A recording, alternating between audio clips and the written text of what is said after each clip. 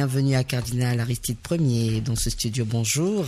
Bonjour Félicité Désiré, bonjour à tous les auditeurs de Cameroun Magazine. En matière de langage du football, les grandes langues internationales se sont arrogées l'essentiel du jargon.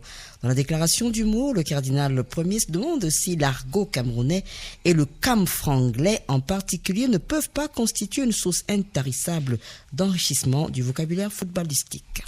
Le jargon footballistique mondial est sous l'influence de quelques langues internationales. Pourtant, en poussant la réflexion plus loin et en ouvrant la fenêtre sur les langues dites de seconde zone, nos mots à nous pourraient bien renforcer les mots du foot. Comme je vous dis là, dans la perspective de la prochaine Assemblée générale de la FIFA, j'ai dit au président des clubs de football de première division de dire au président des ligues régionales, de dire au président du comité de normalisation, de dire au président de la FIFA que le peuple camerounais est disposé à rendre au football par un vocabulaire original et atypique toute la gloire que le football lui a donnée.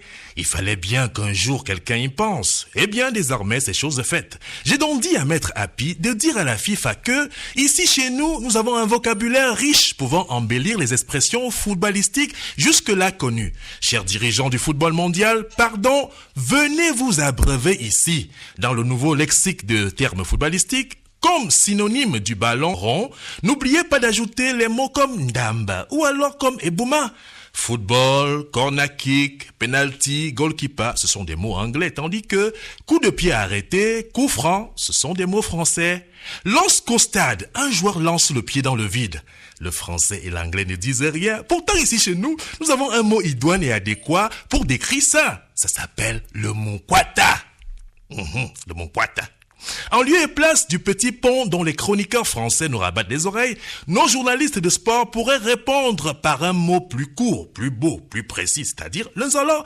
Un petit pont, c'est trop long. Le zolo, c'est plus bon. C'est plus simple qu'un petit pont qui exigerait de gros travaux d'ingénieur. Lorsqu'un ballon passe au coin du but, entre la barre transversale et le montant gauche ou droit, on dit quoi? Il faut dire, comme à Boya ou à Bamenda, angle 90. Lorsqu'un avant-centre ne marque pas de but, on ne dit pas qu'il est en baisse de régime ou en méforme. Non, notre vocabulaire est sans appel. Un gars qui ne joue pas bien, c'est un mouilleur. Un vrai mouilleur. Même si certains mouilleurs sont maintenus au stade par le coach, on ne sait trop pourquoi. Dans la même veine, toucher le ballon de la main, ici chez nous, c'est manier le ballon. Oui, manier.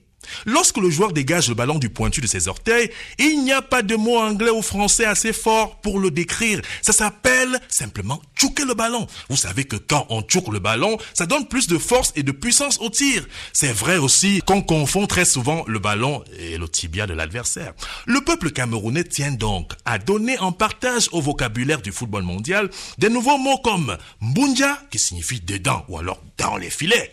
En résumé, ndamba, ebouma, Nzolo, anglenalti, mouilleur, tchouker le ballon, baptiser l'adversaire, un fingabikié, manier le ballon, mbunja. Voilà la petite contribution du jargon camerounais pour l'édification du vocabulaire d'un football qui gagne et où nous gagnons. Mais de toutes nos belles expressions originales, il y en a une que je préfère qu'on ne prête pour rien au monde, à la FIFA.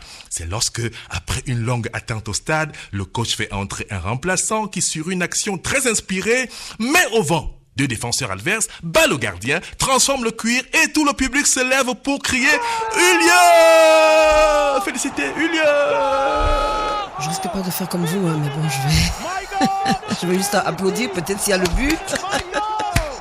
On applaudit pour le but. Merci, cardinal. À mercredi prochain. À très vite.